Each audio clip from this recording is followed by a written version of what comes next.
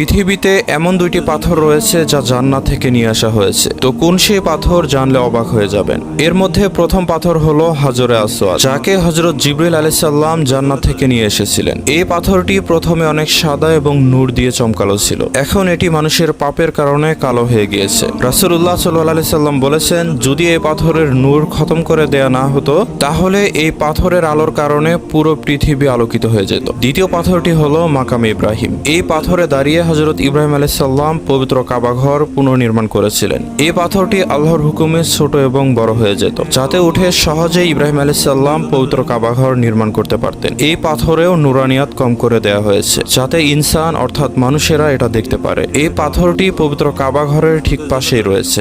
আর হাজরে আসওয়াদও পবিত্র কাবা ঘরের একটি কোণায় লাগানো রয়েছে। হাজরে আসওয়াদ পাথরে চুম্বন করলে বান্দার পাপসমূহ আল্লাহ তাআলা মাফ করে দেন। আল্লাহ তাআলা আমাদের সবাইকে সেই পাথরে চুম্বন করার তৌফিক দান করে দিন।